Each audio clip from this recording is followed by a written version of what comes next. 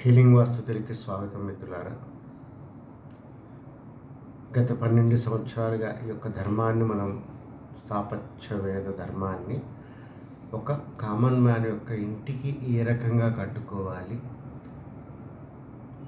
ఆ ఇంటిల్లిపాది ఆనందంగా ఉండడానికి ఆ ఇంటి యొక్క అంతఃసౌందర్యం అని చెప్తాం అన్నమాట. అంతఃసౌందర్యం అంటే అది కంటికి కనపడదు, కానీ ఒక అంతఃసౌందర్యం అనేది ఆ ఇంటి మొత్తాన్ని ఆవరించి ఉంటుంది.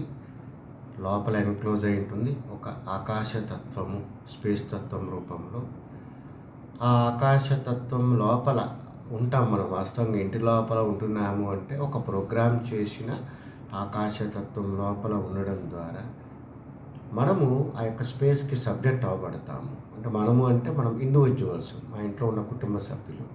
మన యొక్క ఆత్మ అనేది ఆ యొక్క ఇంటి ఆత్మకి సబ్జెక్ట్ చేయబడటం ద్వారా ఆ ఇంటి యొక్క ఆత్మకు అనుగుణంగా మనము ట్రాన్స్ఫర్మేషన్ అవ్వబడతాం. అంటే మన లయ ఏదైతే ఉన్నదో ఆ యొక్క ఇంటి యొక్క లయతో కలుస్తుంది అన్నమాట. ఆ ఇంటి యొక్క లయే భగవంతుడి తత్వం. సో స్థాపత్యవేద ధర్మం ద్వారా ఇల్లు కట్టుకోవడం అంటే మనకి ఉన్నతంగా తీర్చిదిద్ది మన ఆలోచనలను ఉన్నతంగా తీసుకువెళ్ళి ఒక ఆధ్యాత్మికమైనటువంటి ఆనందాన్ని ఇచ్చేటటువంటి పరిస్థితి కలగజేస్తుంది అన్నమాట. ఎందుకంటే మనిషికి మెటీరియలిస్టిక్గా ఉండేటటువంటి సుఖాలు అవసరమే, కానీ అవి మనకి పర్మనెంట్ ఆనందాన్ని ఇవ్వవన్నమాట. అవి మనం ఒక లైవ్లీహుడ్లో మనం ప్రయాణం చేయడానికి అవి ఉపయోగపడుతుంది, కానీ మనం నిత్యం ఆనందంగా ఉండడానికి ఆధ్యాత్మికమైనటువంటి స్పిరిచువల్ ఎనర్జీ అనేది ఇంపార్టెంట్. ఆ ఆ ఆనందాన్ని ఒక స్థాపత్యవేద ఇల్లు ఇస్తుంది అన్నమాట. ఈ యొక్క వీడియో యొక్క ముఖ్య ఉద్దేశము, స్థాపత్యవేదం నేర్చుకునేటటువంటి చాలామంది ఔత్సాహికులు గత 5-6 ఏళ్ళుగా అడుగుతూనే ఉన్నారు. సో నేను టోటల్గా మొత్తము ధర్మాన్ని ఒక 50,000 రూపాయలుగా తీసుకొని చెప్పాలనే సంకల్పంలో 2-3 బ్యాచ్లు చెప్పి ఉన్నాము. ఈ యొక్క క్లాసెస్ చెప్పడము, ధర్మం ఇచ్చే ఉద్దేశం వెనక ఒక రీసెర్చ్కి, ఒక లిటరేచర్ కొనుక్కోవడానికి కానీ, కొన్ని మాన్యుమెంట్స్ అవన్నీ మనం చూడాలి, కొంత పర్యటనలు చేయాలి. దానికి ఒక వెహికల్ అనేది కావాలి. యాంకర్ వాటు, ఒక పిరమిడ్స్, వీటి మీద పరిశోధనలు చేశాము. కాబట్టి కంబోడియా దేశాన్ని మేము పర్యటించాలి ఖచ్చితంగా. నేను మా శిష్యుడు కోటేశ్వరరావు కలిసి ఖచ్చితంగా మేము పర్యటించాలి. దానికి మీ యొక్క డొనేషన్స్ కావాలి. అందుకని ఈ యొక్క వాస్తు క్లాసు. అందుకని ఇంత పెట్టారేంటి, అంత పెట్టారేంటి అనేది కాదు ఇక్కడ. ధర్మానికి మనం ఏం చేస్తున్నాం అనేది. సో ఒక్కసారిగా 50,000 రూపాయలు ఇబ్బంది పడుతున్నారు. అందుకని ఇంతకుముందు 30,000 రూపాయలు కూడా పెట్టా బేసిక్ కోర్సు, దానికి కూడా ఇబ్బంది పడుతున్నారు. అందుకే ఇప్పుడు నేను ఒక 10 మంది వ్యక్తులు వచ్చిన తర్వాత మాత్రమే ఒక క్లాస్ కండక్ట్ చేస్తాను.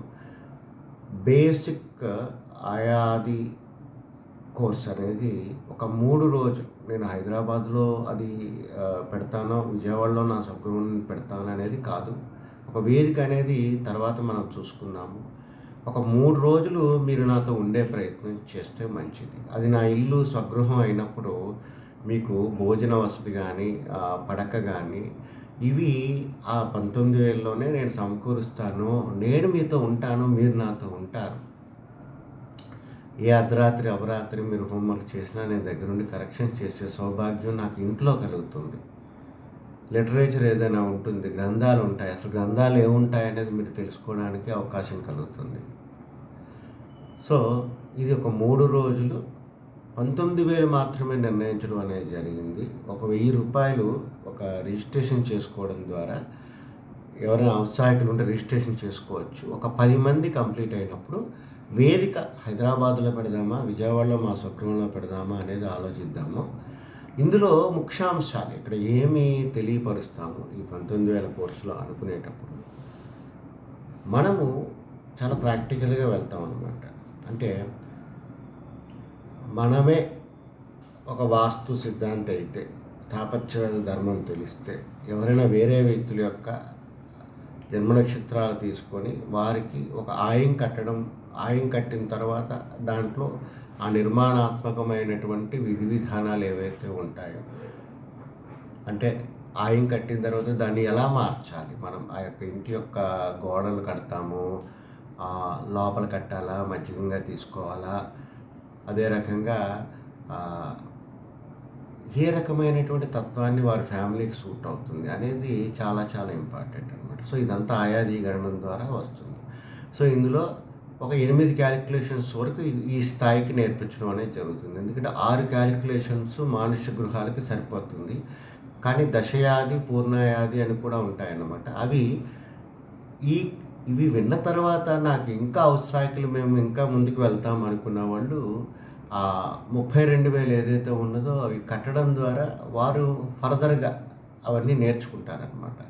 కానీ ఈ బేసిక్ కోర్స్ అనేది చక్కగా ఒక అయాది గణనం ఎలా చేయాలి ఒక ఫ్యామిలీకి, అయాది గణనం అనేది చేసిన తర్వాత మనం ఆ యొక్క ఆయము, వ్యయము, అదే రకంగా యోని అంటాం అన్నమాట. యోని అంటే సింహద్వారం ఎటుపక్క పెట్టుకోవాలనేది తెలియజేస్తుంది అన్నమాట. అదే రకంగా వారము, ఆ యొక్క నక్షత్ర బలాన్ని బట్టి ఆ పని ఎప్పుడు మొదలు పెట్టాలి అనేది, అలాగే ఒక నక్షత్రం అంటే ఏంటి, అలాగే ఆయువు అని చెప్తారనమాట. ఆయువు అంటే ఆ బిల్డింగు ఎంతకాలము ఆ యొక్క వైబ్రెన్సీని అది హోల్డ్ చేస్తుంది, ఎన్ని సంవత్సరాలు హోల్డ్ చేస్తుంది అనేది ఇక్కడ ఉంటుందన్నమాట. వీటితో పాటు చాలా చాలా ఇంపార్టెంట్ యోగము అనేటటువంటిది ఒక ప్రత్యేకమైన క్యాలిక్యులేషన్ ఉంటుందన్నమాట. అంటే ఈ యొక్క 6 క్యాలిక్యులేషన్స్లో షడయాది 6 క్యాలిక్యులేషన్స్తో పాటుగా ఆయువు, యోగము అనేది ఇక్కడ నేర్పించడం అనేది ఇక్కడ జరుగుతుందన్నమాట. నేర్పించిన తర్వాత దాన్ని ఒక ప్రాక్టికల్గా శాస్త్రం చెప్పినటువంటి ప్రపోర్షన్స్లో ఏ ప్రపోర్షన్స్కి తీసుకోవాలి, వాటికి లెక్కలు ఏ రకంగా కట్టాలి. సో ఇక్కడ మనం ముఖ్యంగా తెలుసుకోవాల్సిన విషయం ఏంటంటే, ఆయాది గణన చేసేటప్పుడు మనం చేతి గణనతో చేయలేము, ఇప్పుడు మనం వాడేటటువంటి క్యాలిక్యులేటర్స్తో చేయలేమండి. సో దానికి ఒక ప్రత్యేకమైనటువంటి క్యాలిక్యులేటర్ అనేది వాడాలన్నమాట. అది ఆన్లైన్లో పర్చేజ్ చేయాలంటే ఒక 1500-1600 ఉండవచ్చు. ఫిజికల్గా కొనుక్కోవాలి అనుకుంటే ఒక 3,000-4,000 రూపాయలు ఉండొచ్చు. అమెరికా నుంచి తెప్పించుకోవాలి.